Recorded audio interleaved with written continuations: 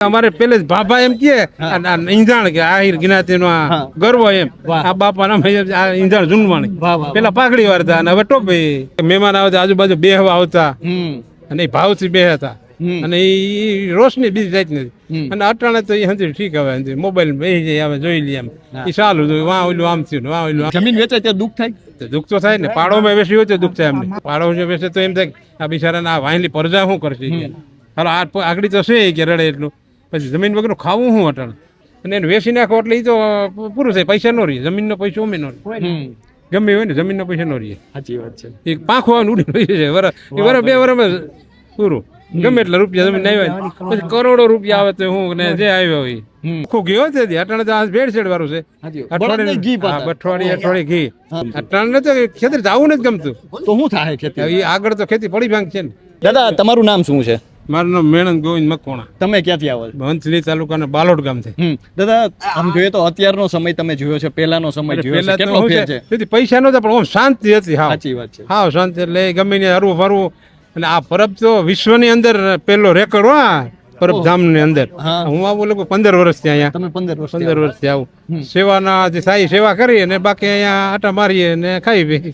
પણ દાદા તમે આ ટોપી પહેરો છો એનું શું મહત્વ છે? ખાસ કરીને આ બાજુ આવીએ ને એટલે જોવા મળે. એ અમારે પેલે જ ભાભા એમ કે ઈંધાણ કે આહિર જ્ઞાતિનો આ ગર્વ એમ આ બાપા નામ આ ઈંધાણ જુનવાણી પેલા પાઘડી વાળતા અને હવે ટોપી. એટલે આ એક સંસ્કૃતિ સાથે જોડાયેલી વસ્તુ છે.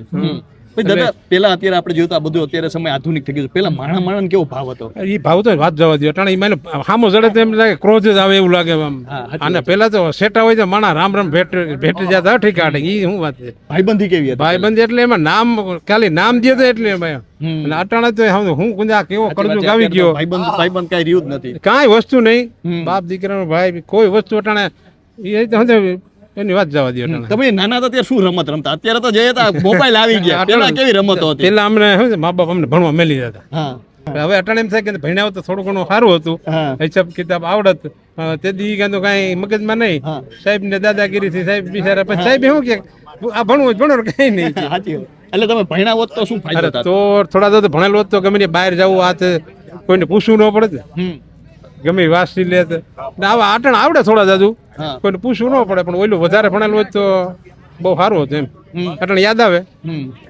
બીજું અત્યારે આમ જોઈએ તો દાદા આ બધે ભાઈ વચ્ચે પણ એટલો પ્રેમ નથી, પરિવારો તૂટી રહ્યા છે. પેલા બધા જાજે બધા ભાઈઓ હોય તો બધા એક ઘરમાં સાથે રહેતા, સાથે જમતા હોય. તેથી મકાને ક્યાં રહેવાય? હા સાચી વાત છે. મકાન કાચા હતા પણ ભાવ સાચો, ભાવ બહુ હતો. પાડોમાં હંધે તમે જો તો મહેમાન આવતા આજુબાજુ બેહવા આવતા અને ભાવથી બેહતા અને એ રોશની બીજી જાત નથી. અને અટાણે તો એ હંધી ઠીક હવે મોબાઈલ બેસી જાય હવે જોઈ લઈએ એમ એ સારું વાં ઓલું આમ થયું વાં ઓલું આમ બાજુમાં કોણ બેઠું છે પણ એ કઈ ખબર ન પડે. પછી આમ જોઈએ તો અત્યારે જે સમય બદલાયો છે દાદા, સગાવાલાની પણ ખબર ન હોય. આવે તો એ આમ જ બસ એ વાત ફોનમાં કઈ બીજું લેવા દેવા કઈ હું આવ્યા કોણ આવ્યું વયું ગયું કે હા કે. પછી સાતમ આઠમ આવતી ત્યારે કેવું? ત્યારે એ રાસના એ રાસડા રમતા ને આમાં કુદરતી એનો બીજી જાતનો એ અટાણે તહેવાર નામે પૂરું છે ગામડામાં. તો સિટીમાં આવી થોડા દાદા એમાં પણ એટલી મીઠાશ નથી રહી, ભાવ નથી રહ્યો લોકોને, લોકો ભાવ નથી રહ્યો. અને બીજા નંબરમાં આ કળજુગ નું ઈંધણ અગાઉ દેખાય તો ખરું ને. હોટલોનું ને બધું કેવું લાગે છે? પડતર જ ખાવું અટાણે મને બાયું ને ભાઈ રવિવારે અમારે જુનાગઢમાં કે વારો ન આવે. સાચી વાત છે. એટલું માણા એની કઈ અસર થાય ખાવાની, મગજ ઉપર થાય થાય જ નહીં. જેટલું તમે હવા જોરો ખાવ એટલી ઘણી સારું, પછી શરીરમાં નુકસાની કરે. કેટલા રોગ થાય તમે કેટલી જાતના રોગ યા ખાવાથી જ થાય. છતાં પણ કોઈ રોકાતું નથી, બહારનું જ ખાવું. બહારનું પડતર હંજુ ખાવાનું ગમે એટલા દિન હોય નહીં. તમે શું કામ કરો દાદા? અમે ખેતી કામ કરે. તો પેલા ખેતી કેવી હતી? અત્યારે ટ્રેક્ટર ને સુવિધા ટ્રેક્ટરો ની શકી અટાણે સાધનો એવા આવી ગયા. અને પેલા એ કઈ નું ગાડા બરધું કામ કરવાનું જે થાય. બળદ પ્રત્યે કેટલો પ્રેમ હતો? બરધું ને તો અટાણે વાત જવા દે, ખૂટિયા રખડે ને આપણે ત્રાસ થાય. જ્યાં આવે ને બિચારાને મારે કાં શોટ થઈને મરી જાય. પેલા બળદ પ્રત્યે કેવો પ્રેમ હતો? પેલા તો ને હાસો તો વાસડો હતો ત્યાં ગાયને ધવરાવતા અને એને ખવડાવતા એવા મજબૂત એવા થતા કે જાનમાં ગાડા જોડી જવા તો એમ થાય કે એની વાત જવા દે. એ રૂપારા લાગે ને એ તો અટાણે અને અટાણે તો હંધું પછી બળદ માંદો પડે ત્યારે પરિવારમાં કેવો માહોલ હતો?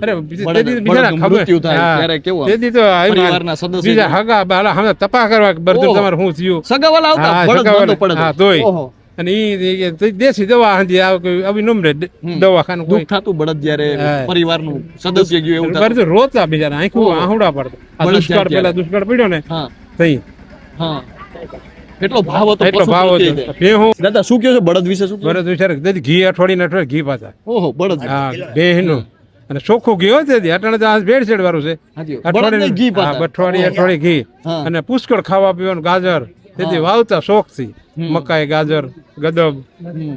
અને અટાણે તો બિચારા બરજુ એવી કઠણાઈ બેઠી છે આ ટ્રેક્ટર આવ્યા પછી હમ. એની વાત જવા દઈએ બીજા બરજુ જ્યાં આવે ને મોકરા મેળી દઈએ હમ. કારણ કે ખેડૂત પુગાય ને ટૂંકું થઈ ગયું હતું હમ. પેદે મોટા ખેડૂત હતા ને હાસવતા ને ઈ અટાણે એ ટૂંકા ખેડૂત હસવાય ને એટલે બરજને બિચારાને મેળી દઈએ ડબરા પાતરા હેરાન થાય અટાણે જ્યાં આવે ત્યાં કોઈ જે આવે મારે તમને ખેતી કરવી ગમે દાદા?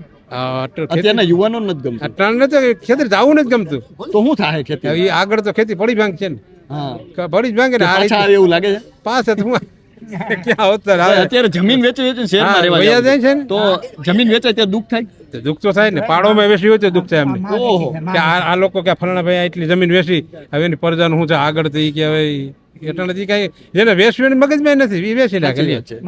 હા હમ. ઈ જમીન વેચવી 20 વીઘા કાંઈ વાંધો હાલો વેચી નાખો ને હમ. પાછી સગવડ શા થાય માટે ને દુઃખ થાય? જમીન વેચાય ત્યારે કેમ દુઃખ થાય? દુઃખ થાય ને પાડો જો વેચે તો એમ થાય કે આ બિચારાને આ વાયલી પ્રજા શું કરશે કે હાલો આ આગળ તો છે કે રડે એટલું પછી જમીન વગરનું ખાવું શું અટણ હમ. બીજો ધંધો તો અટણ કઈ અમે કરી ન કે અવડી ઉમરે હમ. અને માં માને જમીન આ જમીન તો માં છે ને ઈ તમારે નબળા પાત્ર વર હોય તો સારું વર તે પાછું દઈ દઈએ ઈ. વાહ હમ. ઉપજ સારી થાય એટલે ઈ પાછું અને એને વેચી નાખો એટલે એ તો પૂરું થાય પૈસા નો રહીએ જમીનનો પૈસો અમે નો રહીએ હમ. ગમે હોય ને જમીનનો પૈસા નો રહીએ સાચી વાત છે. એ પાંખો આવે ઉડી રહી છે વર એ વર બે વરમાં પૂરું ગમે એટલા રૂપિયા જમીન આવ્યા પછી કરોડો રૂપિયા આવે તો હું ને જે આવ્યો હોય હમ. તો દાદાએ પહેલાના સમયની વાત કરી છે. કદાચ આ વડીલો પાસે બેસો, પહેલાના સમય વિશે જાણો તો એમની પાસે ઘણું બધું છે અને તેઓ ઉંમરના ઉંમરે ઊભા છે. પહેલાના સમયનો જે અનુભવ છે તે તેમના હૃદયમાં ભરેલો છે. તો કદાચ એ હૃદયમાં તમે ખોલશો તો તમને જે મીઠાશ અને જે આનંદ મળશે તે બીજે ક્યાંય ન મળે અને આ જે શીખવા સંસ્કૃતિ મળશે તે જ આપણા માટે એક કહી શકાય કે સાચું સોનું છે. તો હાલ બસ આટલું જ. ફરી મળતા રહીશું વાત ગુજરાતી પર.